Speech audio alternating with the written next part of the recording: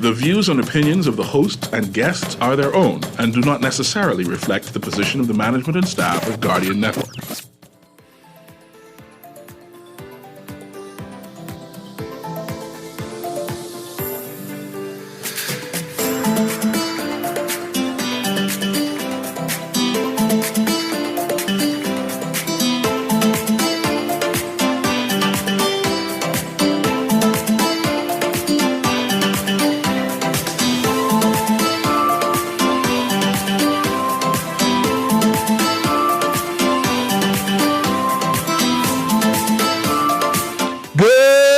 And welcome to Guardian Radio AM. Today is Monday, February 19th, and it's a little after 11 o'clock in the morning. Once again, this is C.A. Newry, and I shall be your host for today as we do some type of entertainment. The news is entertaining today. And I said, hey, allow me to share that entertainment. Allow me to be a good steward and say, hey, perhaps you didn't hear. Perhaps you didn't hear, but yes, you can hear today. You can hear today why everybody is up in arms. WhatsApp is hot. I'm not sure if you are a social media person, but if you are a social media person and live on WhatsApp, like how I live on WhatsApp and get up, you would appreciate what I plan to play today because you might have missed it, because you might be just those persons who listen to the radio and don't know what exactly is happening behind what is happening. Today, I have two voice notes and a letter, a voice note letter type thing.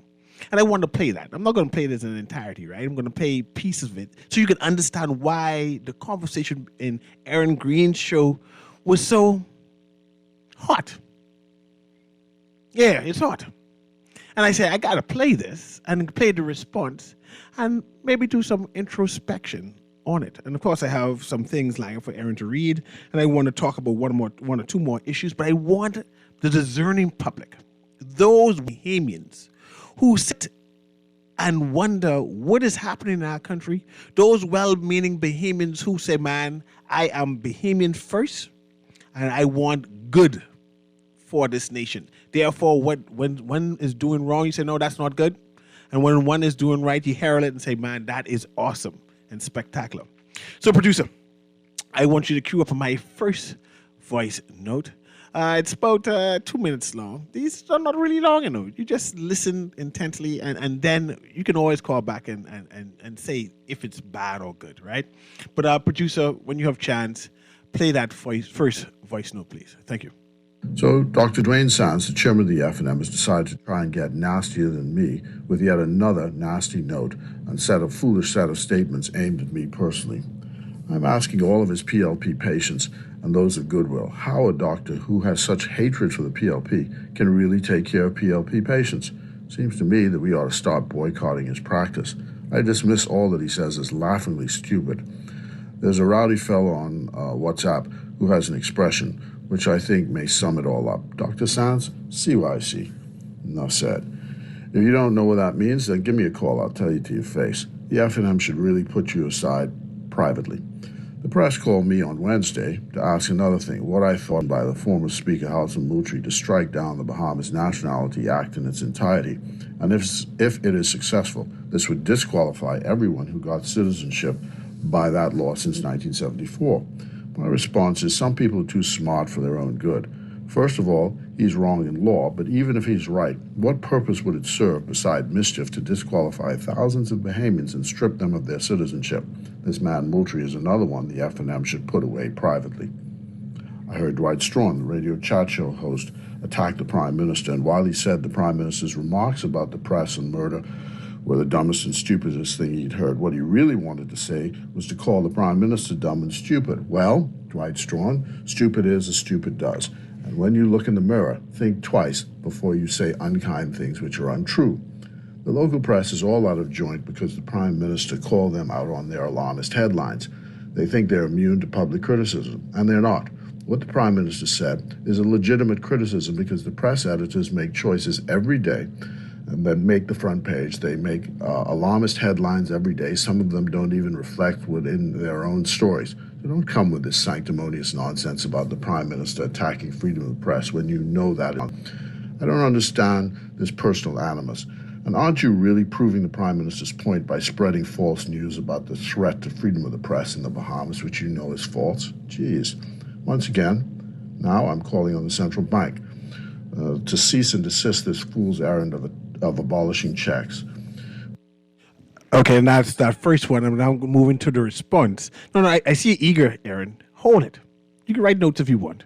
I want you to hold it because I have the response. There was a response by the leader of the opposition, Michael Pintard, to that, right? And I want to play a piece of that because I want the Bahamian listening audience to understand what is exactly happening. And then you can make a decision on where you think it's appropriate or not. But if you don't know, you just don't know. So play that second voice note, please.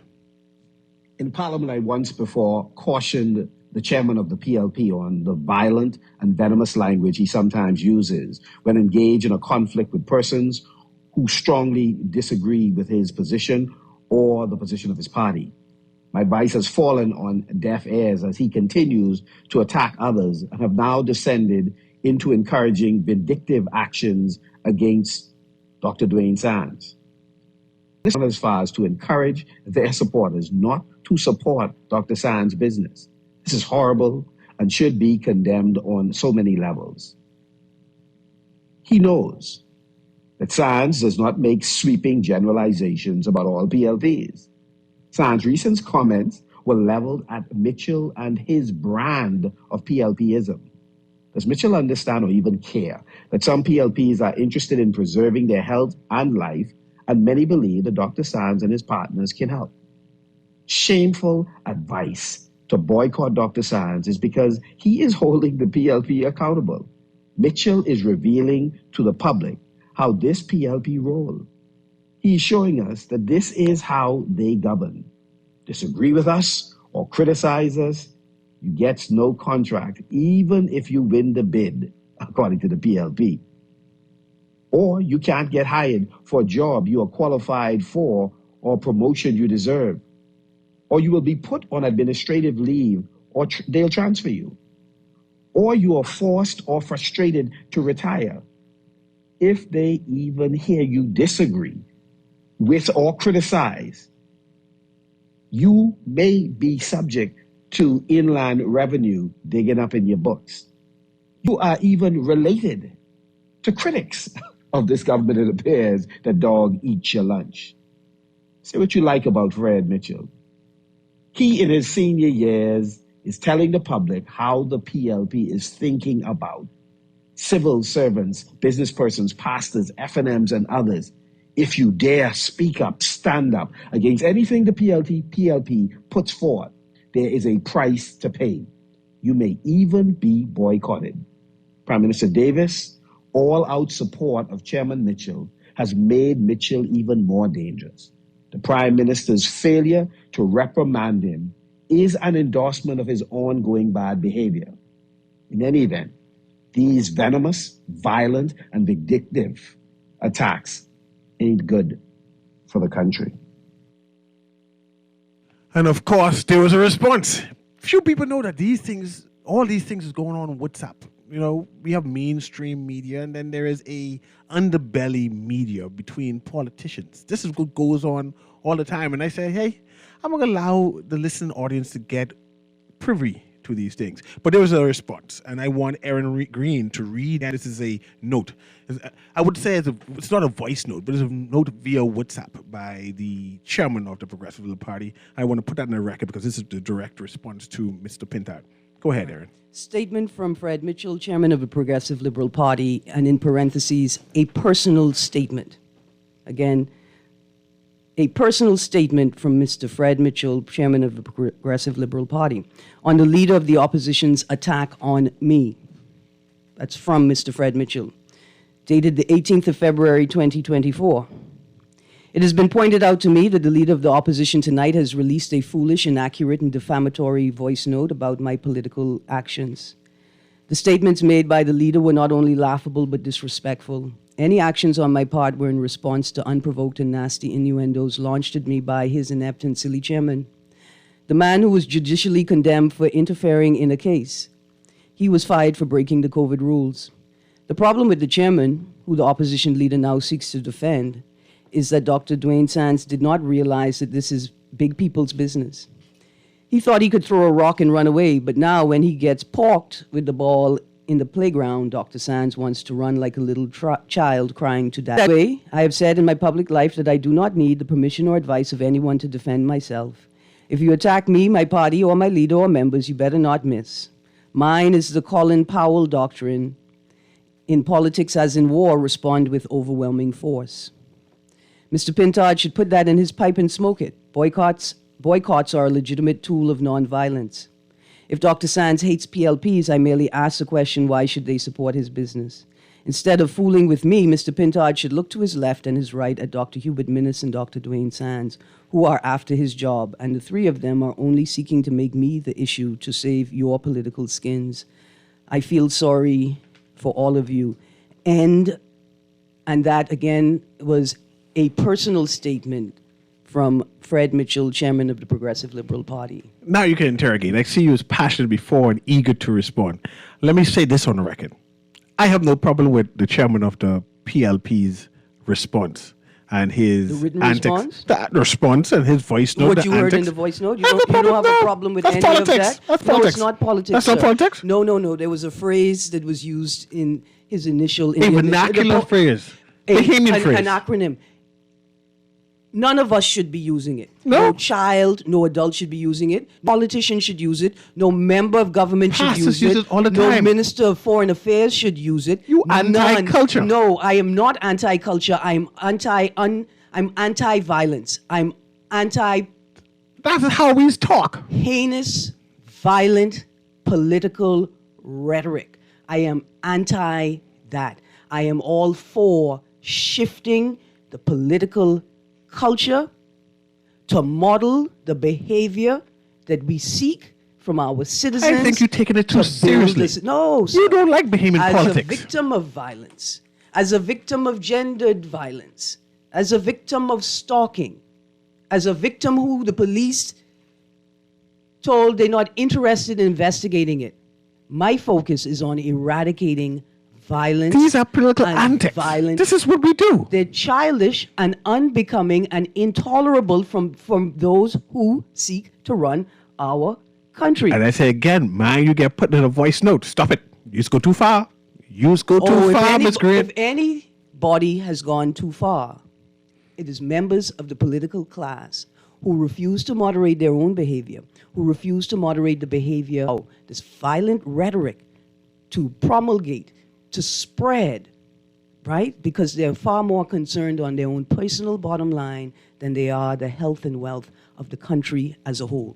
The phone lines are lit up, Aaron. That phrase should never be used. In fact, Mr. Mitchell should resign. That was a liar. She's As gone too far. chairman of the party and as Minister Allow me. of Foreign I Affairs. can send a voice note on you right now, Aaron. I can start the voice note myself. Would you do record what I just said and send that voice note out, sir? Yes.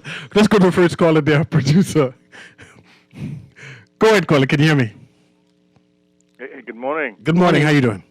Yeah. No, seriously though, I am inclined to follow the way Aaron is thinking. As a result, to what you say, how it just reflects on the mind of some of the impressionable ones around us, and he seems to like to use the word nasty. I don't know why, but deep down inside, he's angry at himself because I haven't been following him for quite some time. When he was burning, little guy foxes, he'd feel as though he's running out of time for becoming a traveling prime minister. What? And that is weighing heavily on him.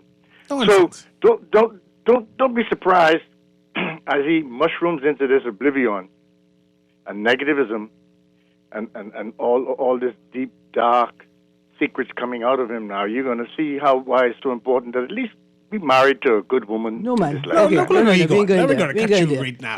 We're not going to follow. We're not going to follow his Yeah, unnecessary slight commentary intent. with more. Right, and the whole point is to set a different model, is to not respond in That kind. was violence just now, Right, Aaron. and see, and this is the problem. The problem is Mr. Mitchell's statements. If I heard and read correctly, his statements suggest to me that he thinks that's fine.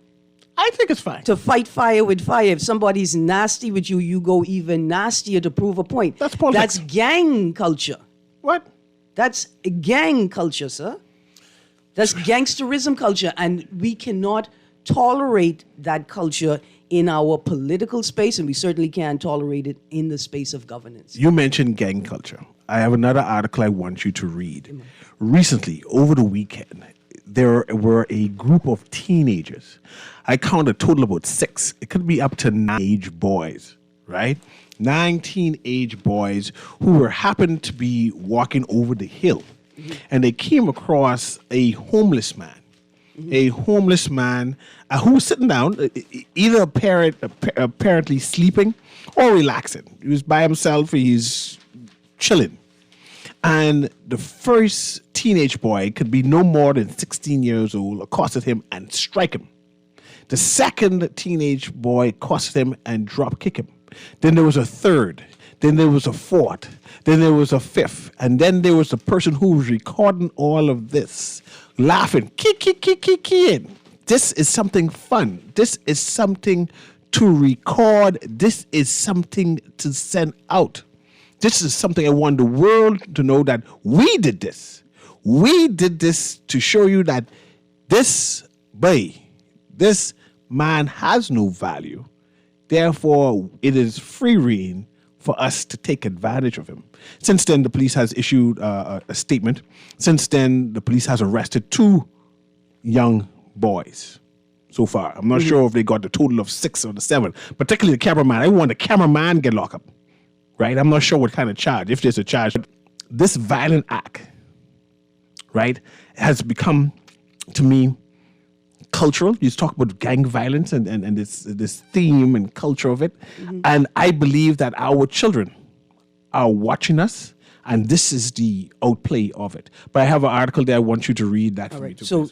So 2 articles, one in today's Tribune and one in Saturday's online Tribune Media. Police seeking family of homeless man who was assaulted by teenagers. Police are requesting public assistance in locating family members of a homeless man who was observed being assaulted by a group of teenagers on social media. 2 juvenile males are in custody, and police are aggressively in search of the remaining teens, along with their parents and or guardians. Additionally, the Criminal Investigations Department is actively investigating the matter in collaboration with the Department of Social Services. Police wish to remind parents, guardians that they are responsible for the actions of their children, and when they breach the law, parents will be held accountable, as well as their children. Investigations into this matter are ongoing. An earlier report, like you said, indicated that 2 young men had already been detained. You want to go to the phone line quickly and then to the second article? I would, yes, let's do that. But let me ask you this. If my child out there doing foolishness, they can lock me up. They do gang stupidness or inside of the car, and they can lock me up. Your charge, like maybe lesser, right? Well, what did I do? His charge. What? It's a question of what didn't you do? What did the police didn't do? They need to charge the police. Eh? They can't be locking me up. I didn't tell them go there and hit. Let's go to the caller there. Go ahead, caller. Guardian Radio AM with CA Newry, and of course, Aaron Green is with me. Hey, I'm Aaron and Newry, back with you all on your show.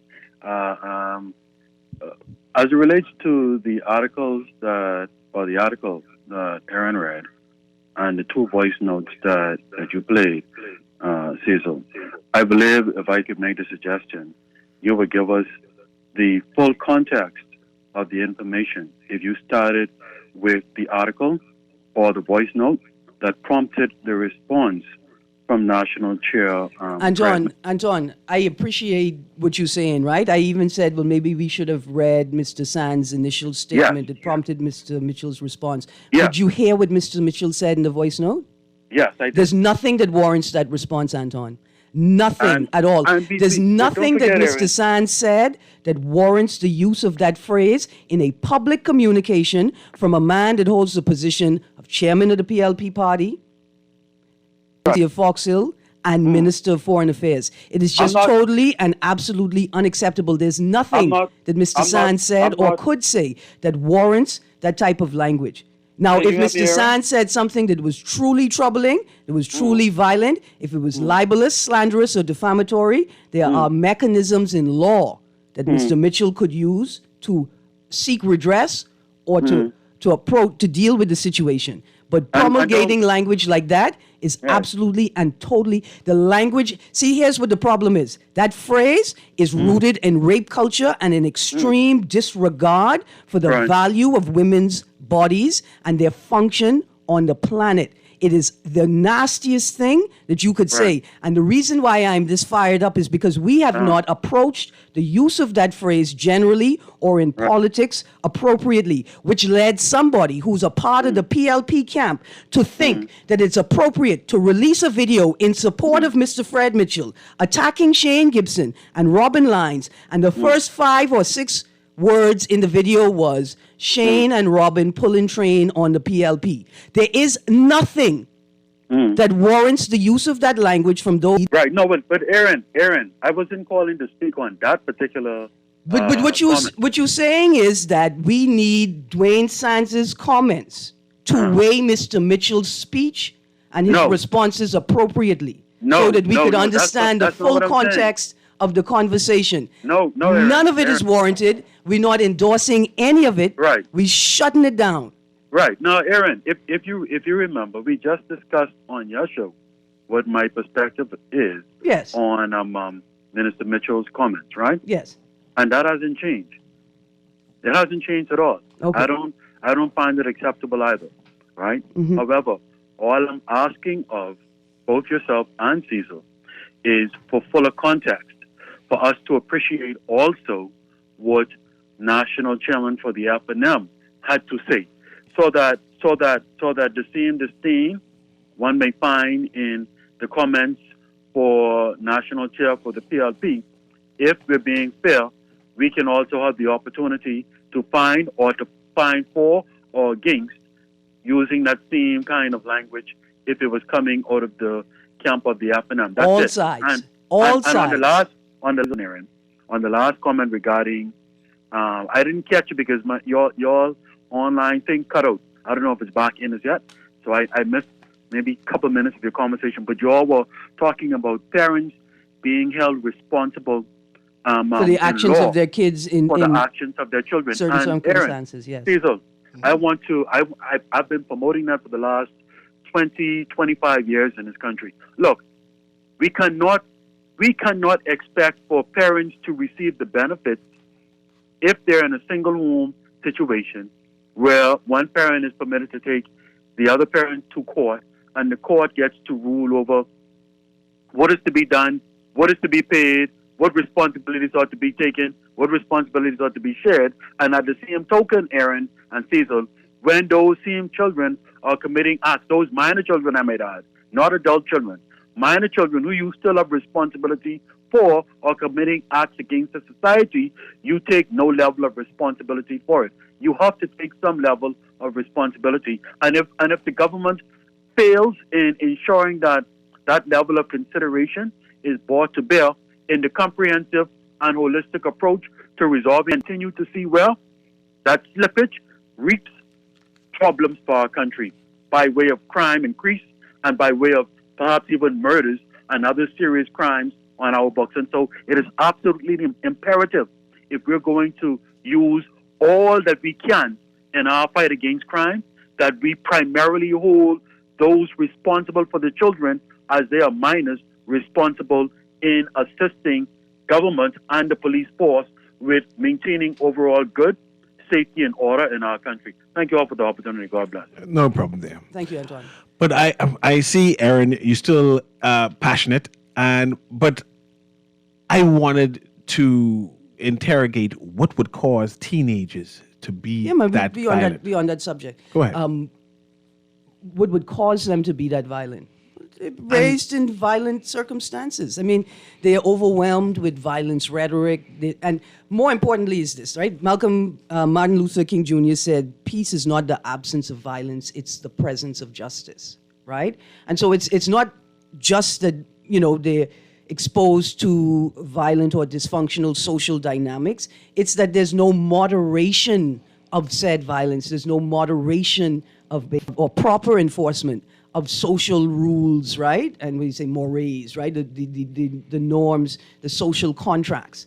And so it's not just that young people are living in dysfunctional environments, right? Or They're living in problematic and violent family situations or community situations.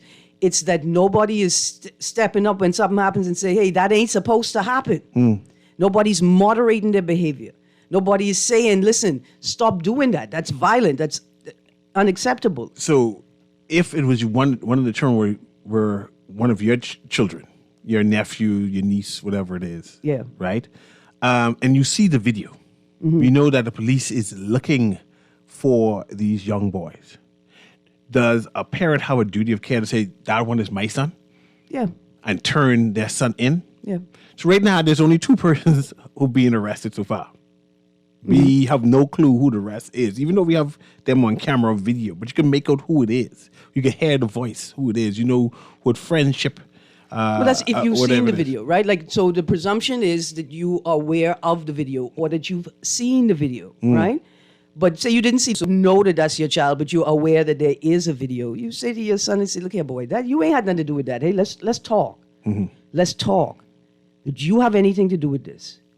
Did any of your peers have anything to do with this? Were you with these? Do you hang out with these guys? Right? You have an obligation to ask as a parent, hey, you have anything to do with this? I see police is asking for the relatives of the homeless man. One would assume if the man homeless and his relative are not supporting him, the relatives don't necessarily care. Perhaps they do. I mean, remember now, we're still in the immediate aftermath of Dorian and the pandemic. Yeah. We still are dealing with people who've been displaced, internally displaced, right? They could no longer stay in Abaco. They may be in New Providence without the support system they may have had in Abaco. The entire support system may have been lost to the storm.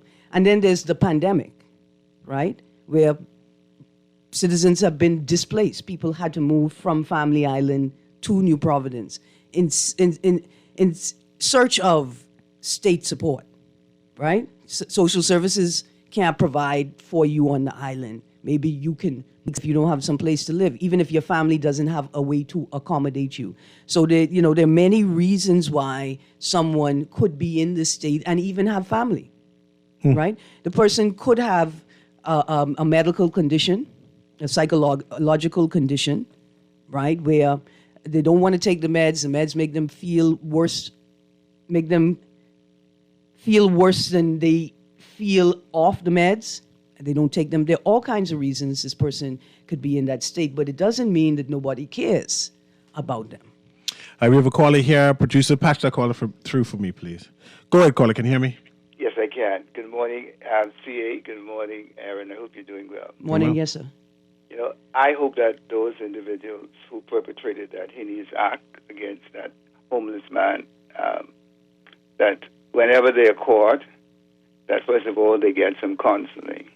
I didn't see the video because I'm one of them person. I don't be on social media like that. I don't have that kind of time. My time is too valuable for those kinds of things. You're missing all kinds of good stuff, though. No, but I mean, if it's not helpful, it's hurtful. And I don't have that kind of time to waste on young men, that they would get some counseling.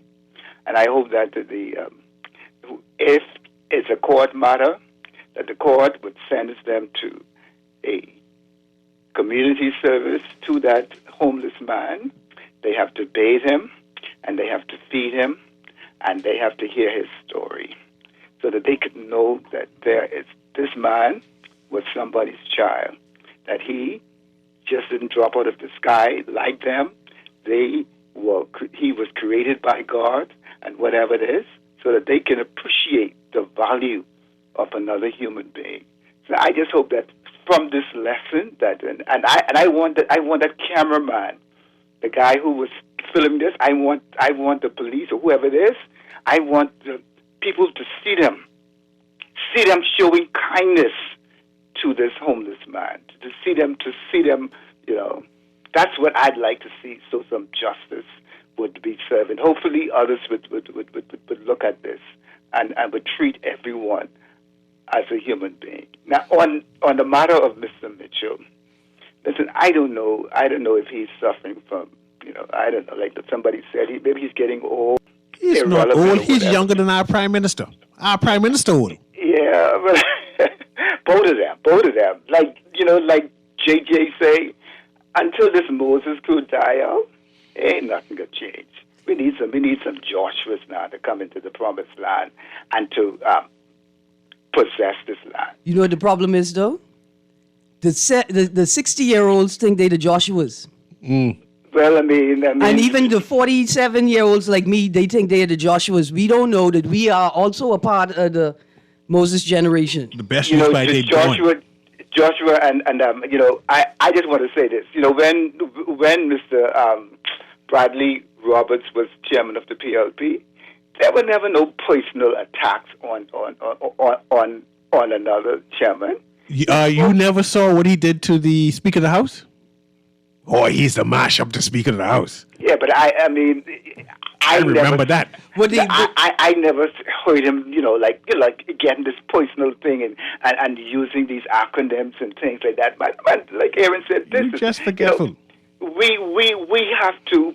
The government has to set the. When you see our leaders not acting properly, then people in the society will do the same thing. Some people don't go to church for the same reason. Oh, the pastors, they doing this.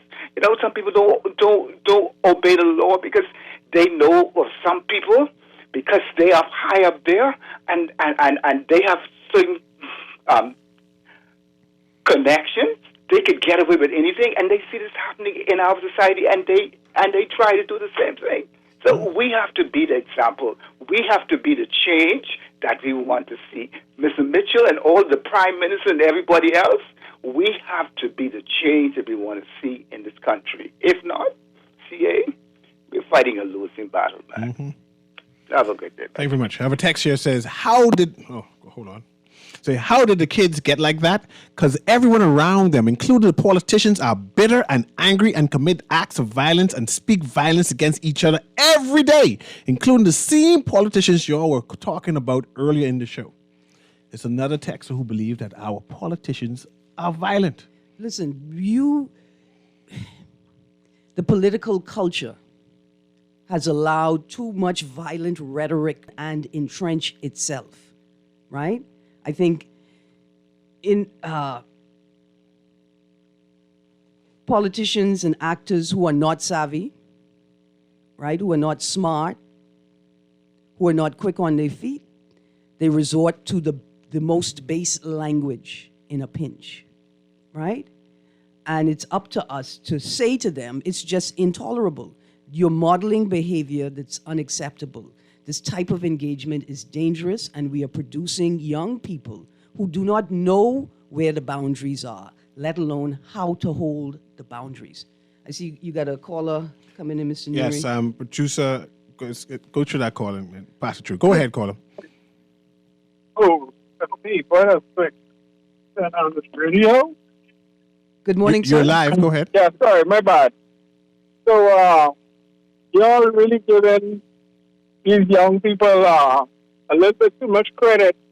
Like they just watch the news, listen to what's going on in the country. As far as politicians are concerned, they get the violence or tendency to violence from the streets, that kind of stuff. That's all. Okay, thank you very much, caller. I appreciate that. See, when he said the streets, I agree with him because I think that if you are an adult and you running red lights and stop signs and ignoring basic traffic controls with your children in the car, you are modeling behavior that does not teach empathy. In fact, it creates a lack of empathy within young people. I have a texter here who said that the juveniles need a good royal cut behind. And I had this debate with some school friends earlier saying that clearly these children are broken because normal people don't do that, right? Mm-hmm. They come from a violent environment and they display violence. I remember when I was younger, when they had the police doing the House of Pain raid and they used to lock up young teenagers and abuse them inside this bus. Mm-hmm. So those young teenagers would be the parents of these young men now, wouldn't they? Violence breed violence. And the caller before mentioned that there needs to be justice, and part of that justice is learning to take care of such vulnerable people that we're able to spread love. And you mentioned a quote from Martin Luther King. Who said justice. Peace is not the absence. And there needs to be justice, not no revenge. Right. And I see a lot of people, violent people, people who are also broken, are now preaching that violence needs to be ushered out. Repeat the phrase that the text used. Okay, those juveniles deserve a royal cut behind. Okay, so watch this. They need an experience that takes everything out of them and forces them to be people that they never imagined that they could be, or they did imagine but could never figure out how to get there. On Friday, we talked about Gavin McKinney, who's a 70-year-old Bahamian noted sailor who is embarking on a fundraiser. He's going to sail from Exuma to Nassau in an attempt to raise $70,000 for the National Bahamas Sailing School. Those young men need to be put on an island. They need to be given some basic rudimentary tools, and they need to figure out how they're gonna not the TV show Naked and Afraid, but you need to put them on an island with basic tools, some basic food resources, and show them y'all need to figure out how you're gonna eat, and you need to build a boat. Because when y'all finish building that boat, we're gonna sail with you from this island back to the capital. We can take a quick break here and come back to another story. However, Texas says more likely the family of the homeless man don't care. They drive past him and everything. But now we have politicians dropping off food to him. And I want to know if that's enough. Of course it's not enough. Remember earlier we talked about charity versus structural reform? Family members need systems to be able to plug in so that they can support their families. But can't the politicians now able to take pictures that they helping the homeless man? Hope that camera break. Oh, anyway, it's Guardian Radio AM with C.A. Newry. Of course, Aaron Green's with me. When we come back, I have another story I want to dial into and get your opinion on. We'll be right back.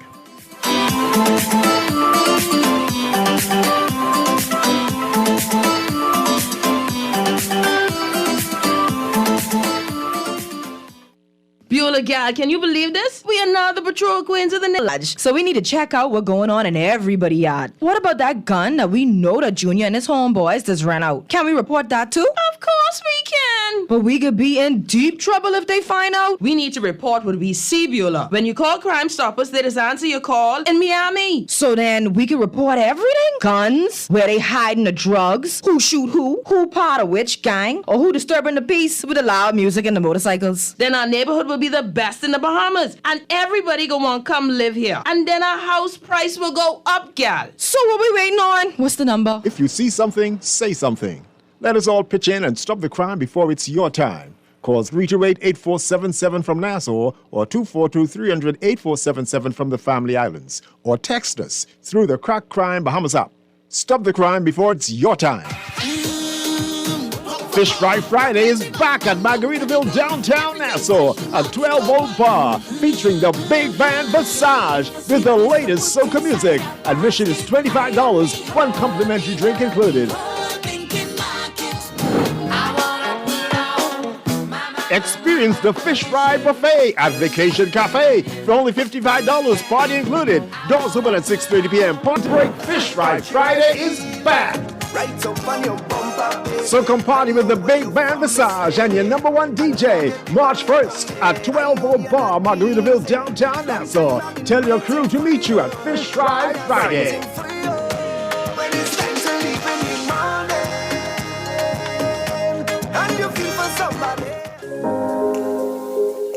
Love the show? Want to give your support? Become a sponsor today. Call 302-2300 for our rates and packages. That's 302-2300. Become a sponsor on Guardian Radio 96.9 FM. Fresh news, smart talk, all day.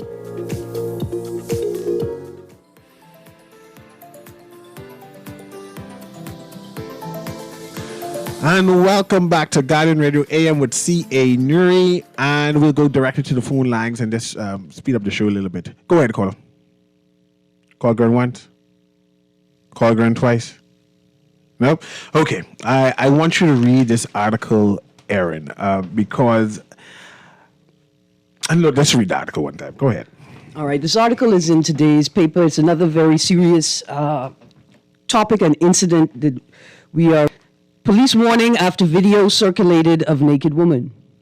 After video circulated of a naked woman behaving lewdly outside a home last week, police warned yesterday that exploiting those exhibiting such unstable behavior could result in prosecution. The incident involving a 46-year-old woman happened shortly after 8 p.m. on Saturday outside a residence in Garden Hills. Residents of the home who recorded the video said they did not know the woman, who acted erratically by touching herself and, at one point, spitting on their house's window. We go to page 2. In the video, one resident screamed, "What is wrong with her?" Another resident said the woman's behavior was that of a demon. A second video showed the woman naked on top of a car, spreading her legs. "There is a naked lady that's banging on our windows, and now she's on top of our cars," someone in the video said. Police said they are aware of the video circulation and reminded the public that mental illnesses exist. Police said when people exhibit unstable behavior involving exposing private body parts, it should not be exploited. Police said the woman is known to have a mental disorder and that she was taken to the hospital by emergency medical personnel accompanied by... And mental illness is real. Yes. We know we've had a series of shows. The Bahamas in general is taking mental illness, I wouldn't say seriously, because we could do more. But at least we are addressing the topic of mental illness. Doctors, counselors, practitioners in the field are constantly encouraging us to take it more seriously. And I think in March and May, there'll be various mental health awareness months and programming going on. But that doesn't mean we have to wait until that time to focus on those. At this point, that we have had an issue. One thing I know is that we have not produced sufficient resources and mechanisms for people who are dealing with ordinary, regular day-to-day stress, but in particular for those people who have been displaced by or tremendously or traumatically affected by either Dorian, prior hurricanes, and the pandemic. I want to mention that we, as Bahamians, are a superstitious grouping. One of the concerns that the video recorders had is this woman possessed? We believe in possessions, right? Put mental illness aside, we believe that demons come in people and make them, not mental health. Spirits does that. I say that because the police in this article did not cite the law that people will be breaking for recording people who are demon-possessed, right? Yeah. I don't know if it's safe for Bahamians to determine if someone has mental illness or if that's a medical thing that has to be done by medical practitioners. But as a Christian, as a spiritual person, I can deem a person demon-possessed. And surely I can record a demon-possessed person in my church and forward it. And I want to know how come the police didn't cite what law it is that Bahamians who are forwarding these things would break, so we would understand it and decipher the law itself. They did us a injustice by not explaining exactly what law has been broken. What law has been broken? Do you know? Because I said, and not me, and I'm being flippant and forgive me, I'm trying to make a social point. If I say the lady is demon-possessed, does that go against her having, not this woman in general, let's just change it, move it away from her. If I say a person is demon-possessed, does that go against someone having mental health? What trumps what? Does my Bible trump your medical degree? Mr. Newry, you have the right to believe what you want to believe. You believe in demons. Nobody could stop you. You don't believe in demons, from Aaron? Believing in that. Let me finish talking about what we're talking about. I wouldn't know if you believe in demons. That's why I wouldn't know if you believe in demons. That's not what we're talking about. You don't believe in demons, Aaron? Mr. Newry, there is no law that addresses outside of you can't practice obeah. There's no law. There's no law that addresses what it is you're talking about. Listen. I would know if I record a demon can they lock me up? That's what I want to know. Because they didn't cite the law, Aaron. I want you to tell me. This incident has nothing to do with demons. The laws they cited had nothing to do with demons. You didn't hear the woman say she looked like she have a demon? You should not record people when they're nude. You should not publish, disseminate images or videos of people when they're nude. With or without their permission, don't. Especially if somebody appears to be troubled, unstable. But who determines trouble stable? Like I said, they've been irrational. Irrational, troubled. I know a lot of unstable. political people who are irrational. We've been talking about irrational people too. Just for the whole show, we've been talking about irrational politicians. See, your verbiage is If you observe someone that you feel is behaving in a manner that is unstable, irrational, that they may be a danger to themselves and other people, you contact the authorities. You call 911. You say, there's a person, I know them or I don't know them, they are behaving irrationally and they appear to be a danger to themselves or to other people. The authorities will then send police and emergency medical technicians, emergency medical personnel to come out to the scene or the site and make a professional assessment. And question. Someone recorded this. We already know who recorded it because we had like 3-4 different recordings from different vantage point inside a house. They recorded this and sent the video out, and the video became... Okay, stop. You don't know who recorded it? Stop. If you watch the video, it's from inside it the house. becomes obvious that the occupants of the home. That's cool what I with said. that part. Yes. Be cool with that part. Yes. It's the other part of what you said. Who sent the video out? We don't know. You're trying to say that it just happened to get spirits. That's why I said demons. The police and the telecommunications services can determine the source of the video. The initial source of the video? And they can track and determine, they could trace back from the source that they have. So trace back to people who receive it, then trace back, then to trace back to the original person who sent it. You can't be saying people breaking the law. No. And then we watching the people who recording it, and you will lock them up. I don't think this article, the statements by the police, reference the people who initially took the video. I agree. That's why I'm concerned. It references the people who are sharing the video. I talking about the person who recorded the video. We don't know who recorded. We don't know who recorded. No, we've determined we know who recorded it. Mr. Lock them up. Lock them up. No, Mr. Newry. See, that's the law is on. No, pause. I know who started it. Lock the person who started it. Mr. Newry, pause. You want the people the victim? In the home took the video for the purpose and sent of it out. Documenting what it was that they were observing. Now it's viral. Stop. We don't know how it went viral. By someone forwarding it. Who recorded it? No. Miraculous. Stop.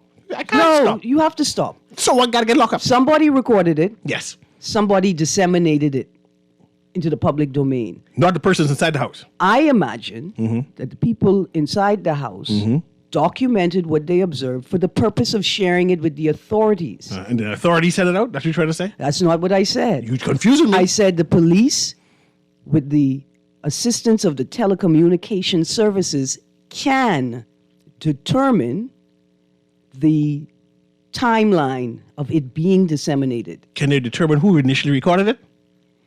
So you go back to that. See where I'm going, right? Right back to the initial. The person who recorded it and sent it out started all of this. Mr. Newry, this is actually a fascinating discussion, right? If we segue for a moment to the attack on the homeless man, right? We have callers have said, listen, I also think that the person who filmed the incident should be called to account, right? And I say, if they didn't record it, we wouldn't have seen it. Bang. In the absence of CCTV, right? We wouldn't have seen it. That they recorded it is not necessarily the problem. If you read the article in today's Tribune, the Rhoda attack on homeless man disturbing, the article reads, as the homeless man tried to run away, the group of teenagers punched him, hit him, and stomped his face to the ground. Someone recording the incident, which reportedly happened on Friday, laughed in the background. right? It's the laughing part. It's the laughing part in the background that's most problematic, that you are recording it not for the sake of documenting it to turn it over to the police, but you're recording it for the sake of making it entertainment. The other day, there was a video, sad video, of the lady who committed suicide, jumped over the bridge. Yes. It was a recording by her loved one of her irregular activities, saying something peculiar about her, right? Now, I'm not sure if the police are saying that just recording of the person naked is the crime, or recording of those people who are being irregular. And now, because of the recording being the police warned yesterday that exploiting those exhibiting such unstable behavior could result in prosecution. So that's all, the exploitation of them. So listen, taking the video could have been done for the purpose of documenting what was being observed for the police and a subsequent investigation. Like what the loved one of the lady who committed suicide did. Right. It's how the video is used after that. That he sent it out. Pause. Not that he sent it out, then caused it to turn viral. No one, they're not to blame. It's us who get it now. We sent it out to blame. The individual, I have not seen this matter being prosecuted before the courts. I can't tell you whether it's subjective or objective, but what we do know is that the actual recording of the video isn't in and of itself nefarious. It may be for the purpose of documenting what's happening. It's what's done with the video after the incident has been documented that can lead to exploitation of those who are being recorded, whose behavior is being recorded. Yes. Yeah. I just believe that the police should have put more detail in the article. I think so as well. To explain exactly what's happening so we can be a learning exercise for the Bahamian public. If you're giving me a legal warning, then you should also include the laws, the relevant laws that you're referencing. Yeah. I just want to conclude with that. Let us pray for our Bahamian citizens. We're going through a lot of stress. It's a stressful time nowadays. A number of persons are falling victim of that, and we must be conscious of that people need help and support. And stop filming these things, especially filming we helping people in need. I see a number of politicians are doing that now. Anyway, this has been Guardian Radio in the AM with C.A. Newry. Have a wonderful day.